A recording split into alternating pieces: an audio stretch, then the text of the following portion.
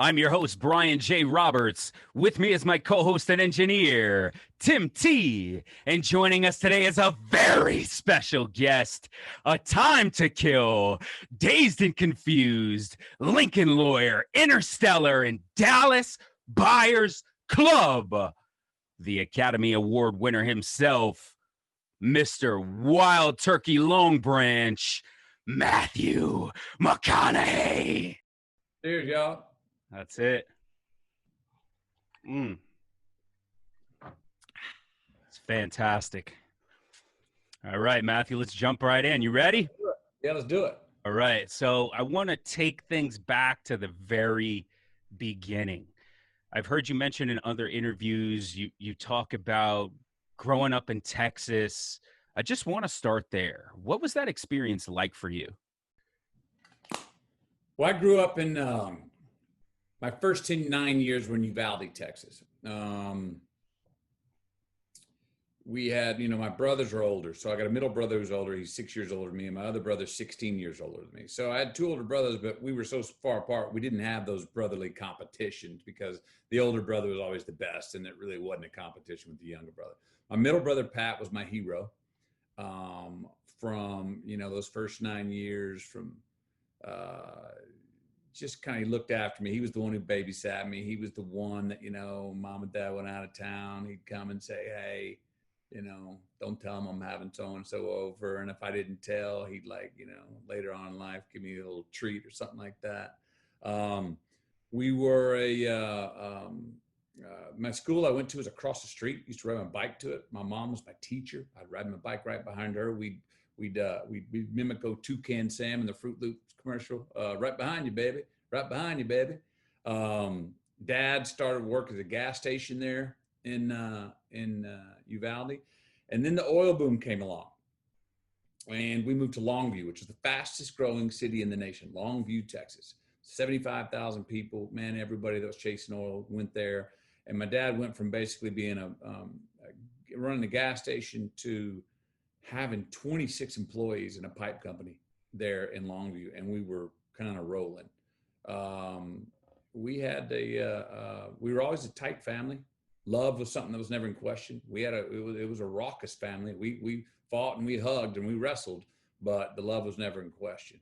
And Longview is where I had my years through high school, and then I went away to Australia for a year, which you probably read about in the book, and all that stuff led to where I am today.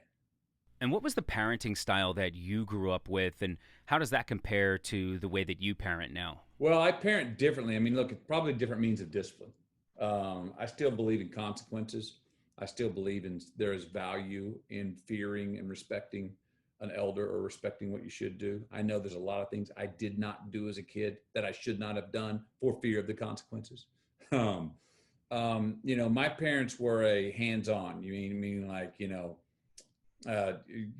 get the belt to the butt. Boom. It's over. We're going to handle it right now. Mom, and I remember I would go, Mom, can't you ground me? And they'd be like, no, because grounding would be taking your time, and time is your most valuable asset. So it was like, we're not going to take your weekend from you. I remember you still got licks in school when I was there. And I remember we had a principal Schenkel. And I had gotten busted for leaving campus one day and going off to Sonic, get burgers. And I come back, got busted. He goes, you can have D-Hall Saturday or you can get 4 licks. And I chose D-Hall. I remember getting home that night and sitting around the dinner table and the family going, hey, here's our plans for this Saturday. And I had to go, wait, I'm not going to be able to go because I got D-Hall. And my brother goes, you got D-Hall. Did you have an option of getting licks? And I went, yeah. And my whole family started hazing me, man. Started going like, what? You're giving up your whole Saturday and you could have just been over and taken 4 licks and it'd have been over with? And I mean, they were like, oh, I can't believe you. Well, the next day I went to Coach Schenkel. I go, can I have those 4 licks instead of that Saturday? And he goes, sure, give me 4 licks. And I had my Saturday. It was a great decision. I didn't have to give away my Saturday. And it only hurt for a moment, My family, the way I still am about instilling the same values in my children that my parents did me, but I try to do it in a different way. I'm not into the corporal punishment as my parents were. I don't judge my parents for it. Like I say in the book, I wouldn't trade one ass whooping I got for the values that were instilled in me. You got in trouble for good reasons in my family, meaning like every time I got a bowman, I earned every one of them. It was for lying. It was for saying, I hate you to my brother, and for saying I can't do something when I was actually having trouble. So there were values instilled in those things. Don't hate, don't lie, and don't ever believe you can't, but it's okay to believe you're having trouble doing something. So every one of the times I got in trouble, which weren't that often, I earned those those forms of discipline I got. Yeah. And what was the biggest thing you've learned about balancing family with all the massive career obligations you have? Well, I'm in a fortunate position in this case. So as soon as Camilla and I decided to have children, and I've got a job that takes me all over the world, right, for long periods of time. As soon as before we ever decided to have children, she goes, on one condition: you go, we go. Mm-hmm. So when I go off to work, which is a time when usually people in my position are away from their families for an extended amount of time, and fatherhood and husbandry, you go into the debit section a little bit. I don't have to go into the debit section because I come home from work and there's my family to greet me. All right. So I remember going around and not interviewing, but just talking with different older men who had children that are in the same industry that I'm in, and asked them how they did it with their children. And they said, look, it's about letting your children choose dad or their friends. And everyone that I talked to said they let their children choose friends over coming with dad. So therefore they were away from their kids for a long time. And every one of them said they regret the decision. Said if they could do it again, they said, nope, you're coming with. You're coming. We're keeping the family unit tight. And so that's one way that helps me balance it quite a bit. Yep. Yep. So another really interesting theme from the book was the manner of reconciling things in your family when you were a kid. And I'd love to know the full story there. Well, the full story is that you were not allowed to hold a grudge in our family. Meaning, like, you got in trouble, you lied, you got in trouble right then, it hurt, you never got injured, it hurt, and it was over. You were not allowed to talk about it. You were not allowed the next hour, the next day, or ever in the future to go, yeah, well, you better not do that thing again. No, if someone else in the family brought up, like if my brother did something to me and then he got in trouble for it, if I brought it up the next day, yeah, well, you do that again, you know what's going to happen? Boom, I would have gotten in trouble. No, you don't bring it back up. That's been done. We've put that away. It's in the rearview mirror. And every time we get punished, it was like when Dad would take us across town to our favorite burger place and go get burger fries and our favorite milkshake, which we never got to do. But it was like we got to, like, on those nights, stay up late and eat a meal in front of the TV. It was like we got a treat for, like, I know that was a tough day, but hey, all's forgiven. And nobody ever brought it up. I mean, if you got in trouble for something, nobody afterwards, mom or dad never was like afterwards, like, I can't believe you did. No, it was done, man. You didn't talk that. So no grudges. And if you did have something you needed to hash out, my parents would be like, all right, here we go. We're going to sit here and hash this out. I don't care if we go through the night. I don't care if you miss school tomorrow and I miss work. We will hash this out to a point. We will not walk away from the conversation until we've all shed our tears and hugged and said, I love you. And my parents were willing to put in no matter how much time in to make sure that happened.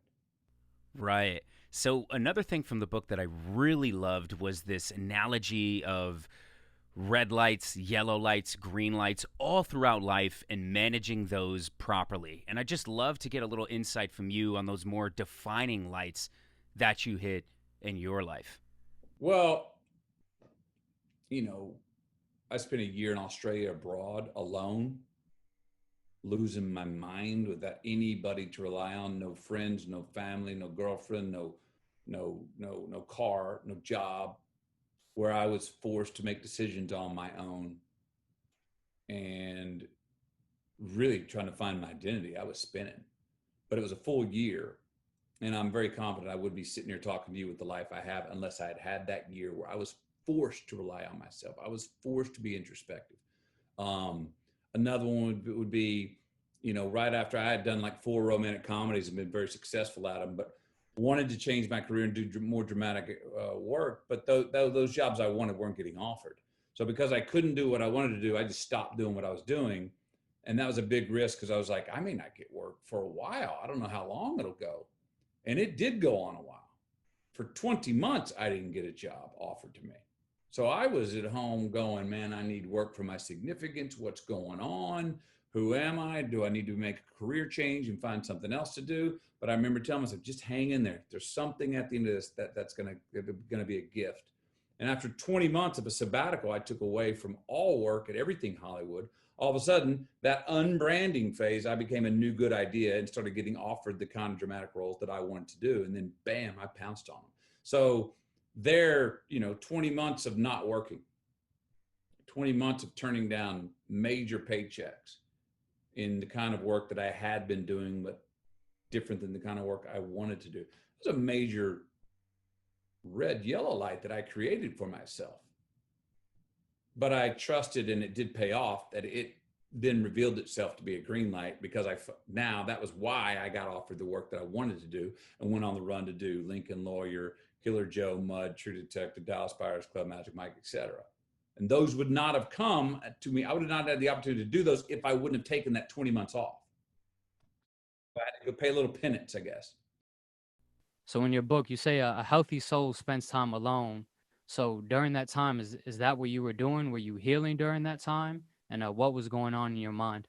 Well, I was going a little bit crazy because, one side of me that knows I'm very privileged to even have the opportunities to do what I do is sitting there going like, why would you turn down good work with a good paycheck that you like to do anyway? I mean, there it is. But it wasn't what I really wanted to do. So one side of me is like, you're overthinking this. You're mentally midgetating, McConaughey. Your paralysis of analysis here. Are you kidding me? Look at these. You're getting great offers to do work that you like to do in these rom-coms. Just do them. Be happy about it. One side's that. But the other side's like, no. I want to hold out and find some work that challenges the vitality of my life and who I am in it. And if I can't do that, well, then I'm not going to do any work. So I never really was close to pulling the parachute on that and going back and doing the work that I did. But it was hard. Was I doing, look, I mean, like times like this, man, I mean, we're in COVID times. A lot of people are going nuts right now. And we can't necessarily say we are literally taking inventory and doing what we can in our solitude. Because maybe we're like stressed out, man, from a job we don't have or needing to pay rent or something like that. But I think we'll realize that we were forced to do inventory during this time, whether we knew it or not. We were stripped down to our necessities. We've been forced to go ask ourselves what the heck we value in life, in ourselves and around us. And a lot of us don't take that time unless we're forced to take it. And so I'm not saying, hey, I'm so happy about 2020 and COVID. I'm not saying that at all. It's an awkward and tragic year. At the same time, I do believe individually and collectively, it will have green light assets that will be revealed down the line where you go, I learned about myself at that time. And maybe I didn't even know I was learning about myself at that time. I was forced to spend more time with my family or myself or write or check in with myself about what I'm about because I had to go without so many things. And those will reveal themselves to be valuable things, I think, later in the future. So in your time off between the rom-coms and the dramas, could you relate that to the time you spent in the Amazon? Similar. I mean, but the trips to the Amazon or to Africa with a backpack and only myself were times that I needed, my head and my heart were not feeling like they were communicating openly. I needed to go figure out what the hell's real. Remember, I had just gotten famous. All of a sudden, 2 days before Time to Kill comes out, I'm like, there's 100 scripts out there. I'll do any of them, man. I'd love to. But 99 of those scripts are like, no, you can't do it. Boom. Over the weekend of Time to Kill, I'm famous. Those 100 scripts, now they're going, you can do any one of them. And I'm like going, whoa, 50 hours ago, I would have done any of them. And you told me I couldn't do any of them. Now you're telling me I can do all of them. What am I supposed to do? You want me to make a decision? You want me to know like what of these 100 I really want to do? Well, I don't know, man. 2 days ago, I couldn't do any of them and would have done any of them. So I had to go away and go, what does all the affluence mean? What does all the opportunities mean? What do I want to do? Who am I, Matthew? What kind of work do I want to do? What does all these people saying I love you all of a sudden mean? That's a word in my family we don't throw around. I said it to 4 people in my life. And all of a sudden I'm getting, oh, we love you, love you, love you. I'm going like, do they mean this? Does it mean the same thing to them that it means to me? I don't know. So I had to go try to, figure out what matters and what doesn't. And I didn't have there wasn't anyone else to really talk to. We got to go through some things ourselves. So I would go away on my own to be stuck with my thoughts. In solitude, a lot of things for me, what happens is I figure out, all right, what am I gonna forgive myself for? What am I gonna say? No, buck stops here. I'm tired of that, McConaughey. We're moving on. We're changing that in our life. And then what matters? You need some silence. I know at that time, and there's times in our life, we need some silence to hear ourselves think and actually answer. We ask questions. I talk to myself all the time. Just needed some time to give myself some good answers. You know what I mean? To go, well, actually, here's how I feel about that. Or, I don't know how I feel about this other situation, but at least I brought up the question now. And while I was back in Hollywood and just became famous, maybe I didn't have room to even ask that question or understand what the question meant. So I just need some time for memory to catch up with me, which I think we all need to take from time to time, if we can. We're living in such a strange time right now. I'm curious to know what advice you'd give to people during this whole COVID crisis. And, another thing, it just seems like people aren't handling the solitude well. No, and trust me, man, I mean, I didn't say it a minute ago, but my solitude does not mean I always go off and have a good time with myself. My solitude usually starts off with me not enjoying the company at all, me. And I wrestle with myself and beat the what out of myself over stuff. But eventually come out the other side going, okay, McConaughey, we better shake hands since you're the only dude I can't get rid of. I'm stuck with you no matter who I'm sleeping with. We better figure out how to get along, buddy, because I can't get rid of you. Look, going through this time, everybody is going to have to double down on resilience. I can sit here and talk about hope, which I believe is very valid and necessary. And a time for hope is never something that goes out of style. But I'm hesitant to lean into that's a sort of an optimistic view of, sure, have some hope. I do think it's tangible, but I do think we have to be resilient right now and understand, try not to suffer from this anticipation fatigue, which is, I think tomorrow morning COVID's going to be gone and my life will be back to normal. No, it's not. And then you wake up tomorrow morning and it's not, and you exhale. And then tomorrow night you get all pumped up. Well, maybe the next day. And you wake up the next morning and it's not. Well, you can run out of energy with those quick little peaks and valleys. Try as much as we can to get in our mind that things have changed. We're going forward in a different place. We don't know when COVID's gone. We don't know what's going to happen, after November 3rd politically. We got a cultural revolution going on right now. Our floor has been shook. We're not going back to how it was. So one part of dealing with stress and hardships is one, looking in the eye and going, it's real. You cannot deny this. To deny it is to be left in the dust. Let's look at what's really changing and what's going to change and try to get on with it and try and go forward as constructively as possible. Man, I don't have all the answers. Most people don't. We're still all searching for them. I will say this. Right now, the private sector and the individual, you and me, each have more power right now than we've ever had in our lifetimes. We don't know no one knows where to go for leadership right now. There's no consensus with science. We're trying to figure stuff out all over. We got to look in the mirror individually and say, how can I be a little bit better today? How can I be a little bit better to myself and my brothers and sisters today? How can the decisions I make that are good for me also be the decisions that are best for other people? We got to realign those things are usually seen as contradictions. Selfish, selfless are usually seen as two opposing contradictions. I don't believe they are. Actually, there's a place where what's best for me is best for you. What's best for you is best for me. That's a hard place to get, but that's the honey hole. I think that we need to think about our decisions and understand things have changed. This is part of how we are right now. This is the future. It is it. And that's not laying down the white flag going, okay, I'll never see my friends again unless whatever happens, happens. No, it's not that. We have to be constructive and aware through this time, but resilience to get back up again. and believe that we got something to look forward to, but it's going to take manual labor and construction and time and sweat to build our way out of this, sacrifice to build our way out of this. I don't believe we ever end up in a utopia. I think that's an aspiration. That's a personal aspiration for some people. That's an American dream. I don't think we ever get there. And I think we realize that that's not the point. Getting there is not the point. But if we stay in the race and commit to the chase to be our better selves individually and as a people, that's just it. If there's a bit of escalation and a bit of evolution in where we go, knowing that that's it, the process is it. That's it. You just stay in process. You never land in the ta-da moment of, oh, we've got it figured out. Oh, there's perfect justice. No, there's not. We're never going to reach that. But if we keep trying, chasing that place in ourselves and as a people, I think that's the best we can do. So now we want to speak about your father a little bit. What did he teach you, and how did the loss of him really affect you? Right. And I remember from the book, you inscribed something on a tree. The exact phrase escapes me now, but Express more involved.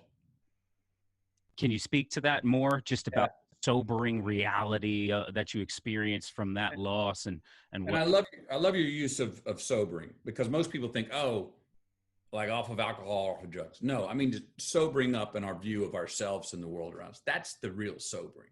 And if you got to have a drink to get sober, go for it.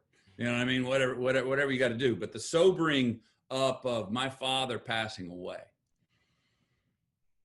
Yeah, I realized it came to me, man, one night late. I was kind of in a dream, and I woke up and I carved it into be less impressed, more involved. When my dad passed away, I noticed that crutch I had in him, that thing I could rely on that was bigger than government, bigger than law, that had my back, was gone. So the things he had taught me and what I was inspired by him as my father and my reverence for him, I was like, oh, there's no one telling you that anymore. There's no one trying to teach you that. You got to either grab a hold of it and become that and try to put those into action, or don't, but it's time. Less impressed, more involved means this. I noticed at that time in my life, I was like, oh, there's all these things in my life that I look up to. Fame, people, money. They're mortal things. They're not immortal things. They're mortal things on this earth that I was like, oh, in such reverence for. I also noticed there's a lot of things that I saw as beneath me. I patronized, condescended. I guess that's not worthy. Well, everything that I revered that was mortal came down to eye level, sobering, flat. Everything that I was condescending rose up, eye level, sobering, flat. I could see further, wider, more clearly. My head was higher. My heart was higher. I was ready for the scars and taking risk and going. Now you march forward with what you've learned from your dad, knowing that he doesn't have them. He's not right behind you going, here you go, buddy. March forward, head high and heart high into this world, and take more risk, and quit having so much reverence for these mortal things. Look at them in the eye. Look them in the eye, and quit poo-pooing these things down beneath you that you think are beneath you, and raise them up and walk forward. The world is flat. That was the feeling. And that's given me a lot of courage and confidence in life. And I have to remind myself of it a lot of times, but that was a very sobering moment for me, where it was a seminal moment in me becoming the man that I am and still trying to become, right there. And what age did he pass away? I was 93, so I was 22. That's the same. I lost my dad, actually. Yeah. Dr. Jordan Peterson, who I think you're familiar with, he mentioned that our fathers are like our models for God. And when they pass on, the shield is gone, the armor is dissolved, and it's up to you to then step into that role and move forward with a clear view. And look those monsters in the eye, where now maybe we were hiding behind our dad in the shield going, get him, Pop, I'm right here. Now you look, the shield's not there, dad's not there. Now go look that monster in the eye and watch it heed. Watch it kneel, you know? You know, one of the other things I always think about a lot is, especially after the loss of my dad, and I'm sure you experienced this too, is first this, maybe there's this downness, but then there's this newfound courage, and especially after like the birth of my son, Yes. it was just, I was doubly courageous then. Yes. And I'm curious to see the interaction between the loss of your dad and then what it was like for you becoming a dad and things Yes. full circle. Well, you bring up a great time. Those are two of the most power-giving moments to uh, a man. Maybe for women, mothers, and daughters as well. But I know for men, there's the loss of the father, the God figure, and then there's the birth of the prince or the princess, right? So, in many ways, I think maybe subconsciously, I think what man notices, whether they could put it in words or not, is that's when we become immortal. We've done it. We've passed on a bloodline. If we're fortunate, they'll pass on another one and another one and another one. But in many ways, we go, there's my immortality. So there's great power in that and clarity that comes in that. I say this in the book. When a father first becomes a father, 6 months after their first newborn, don't double down, triple down, quadruple down on any instinct you got, because a man's head and his heart has never been so synchronicity so well as then. It's when the man is most masculine, not macho, masculine. And there's clarity in any instinct you have with relationships, with career, with yourself. Trust that that's the time. Just do it. Quadruple down on it, and most of the time you're going to be winning. So it's a wonderful time of rebirth for ourselves, of immortality for ourselves as fathers. And then the challenge becomes these times where we're so sobered up and we're really in tune with the finer and truths in life, trusting that those are true for us forever, working on them, persevering, being patient enough to personalize them, and then courageous enough to act them out. Because when we cross a truth like that comes from a death of a father or a birth of a child, we're like, ta-da, I got it. This can't go anywhere. This is permanent. No, it's not. It takes maintenance. It takes work, because we go into the world and the world slowly strips off our armor and our clarity. And all of a sudden you can look up, if we don't work on it and preserve it, a year later and go, oh shit, where am I? Who am I? What happened? I was so clear back then. Now what happened? I'm wobbly. I'm lost. I'm wandering. It takes work. And sometimes we have to go find that in solitude. Sometimes we have to, when we cross those truths, again, write them down. I learned that in my diaries. I wrote down times when I felt very successful as well. And I've had to go back times when I'm wobbly and lost my frequency to go look, hey man, back then you were rolling. What were your habits back then? Who was I hanging out with? Where was I going? How much sleep was I getting? What was I drinking? How was I waking up and greeting the day? And I've had to go back and go, let me recalibrate some of my habits, because I'm not doing some of those things now. So it takes work. And I mean, life's a constant maintenance. You know what I mean? And we have to watch that, because sometimes when things are going bad, we think that's how it's always going to be.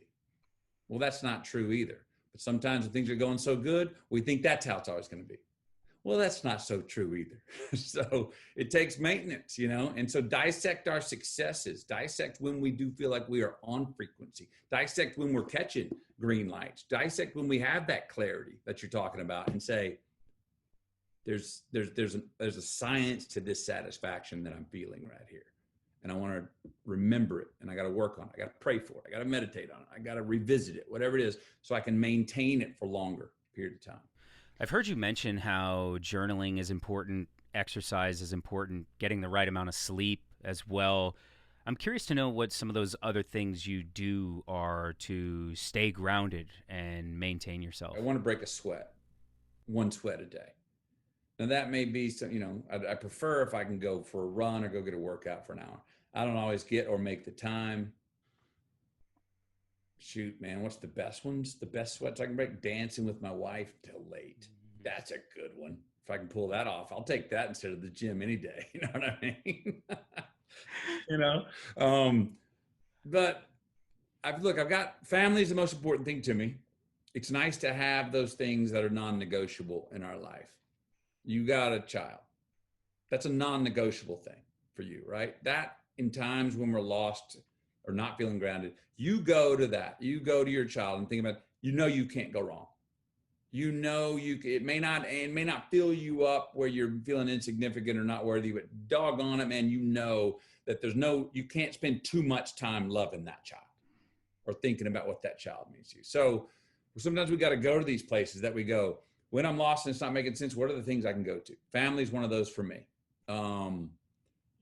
Measure, how am I doing as a husband? How am I doing as a father? And at the same time, know that, some people, you say this, you can go, sometimes you go, does charity feed me? Does philanthropy feed? Sure. But is it the answer? No. Sometimes people think that, oh, well, if I just start giving more away, that's going to fill me up. Not necessarily. Not necessarily. So I think man has to work for significance. I know I do. I have to work for a sense of significance. I feel like I need to accomplish things. Sometimes I feel like I need to accomplish too much to feel significant, but I know I need it. And I know that sleep that I get, my wife tells me, no, I'll get up and handle this, because I'd rather get up and handle this than be around you with less sleep. You know what I mean? I can relate. So family, I need my Sundays.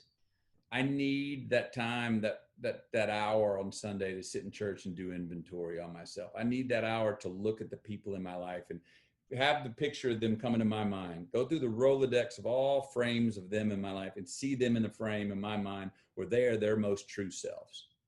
And then end up my prayer seeing myself as my most true self. And sometimes I got to flip through that Rolodex a long time to come up with that image. I'm like, there you are, Matthew. Not the happiest, not sad, but whatever is our most true self. Try to picture loved ones like that, and then try to finally end up seeing myself that way. I need that hour. I need, that Sunday where I'm life, and I know and believe I'm at the highest number 2. I need that humility. And I've always struggled with the word humility, because we all preach humility, but nobody likes to be humiliated. Mm-hmm. You know what I mean? So what is humility? To bring up Dr. Peterson again, he gave the best definition of it I know. Humility is owning up the fact that you have more to learn.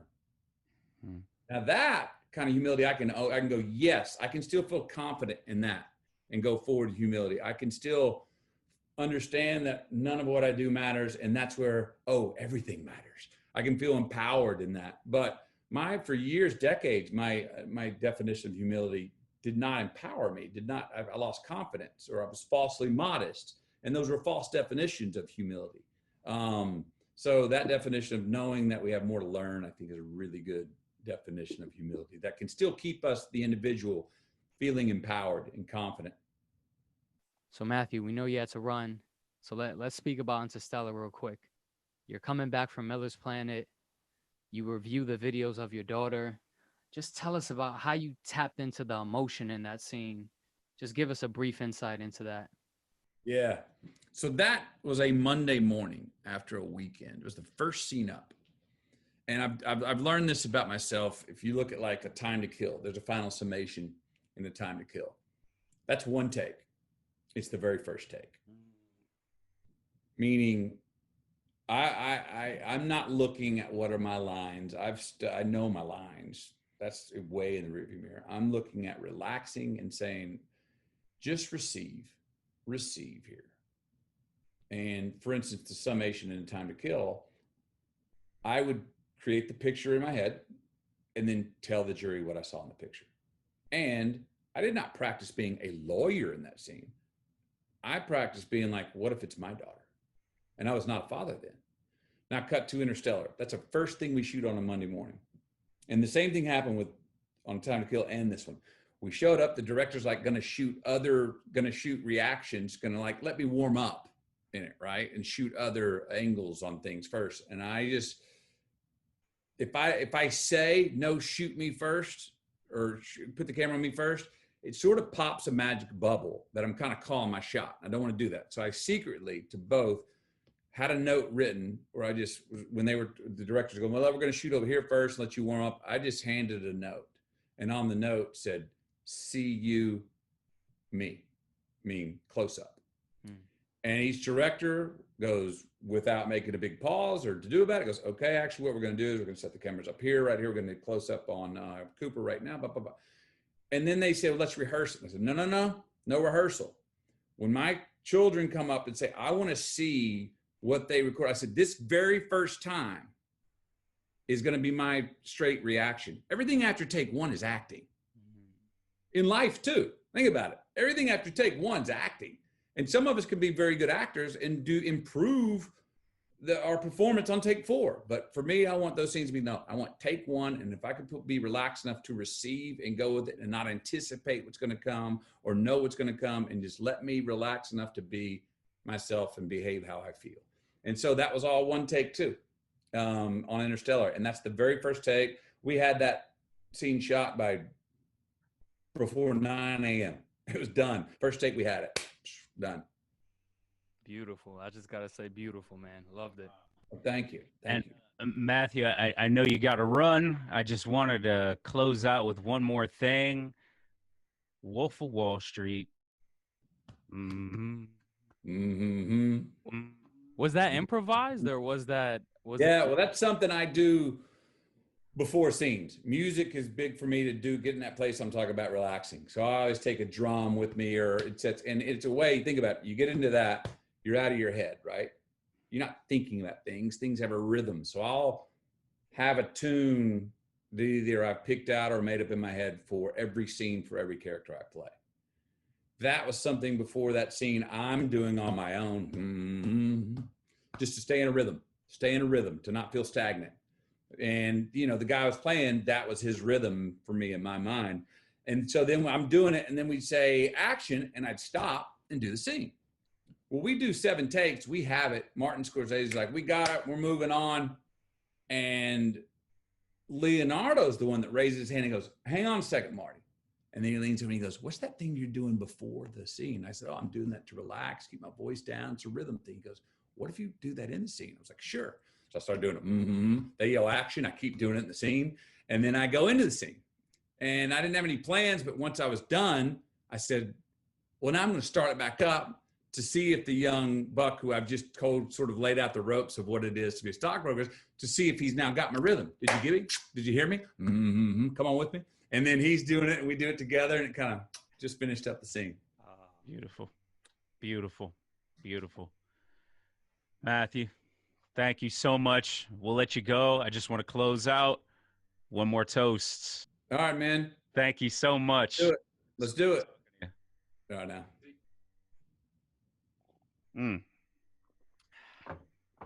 Fantastic. Matthew, thank you again. It was a real pleasure. Yes, sir. Yes, sir. We'll see y'all the next time. Timmy Bryan. Peace out. Now. Yes, I.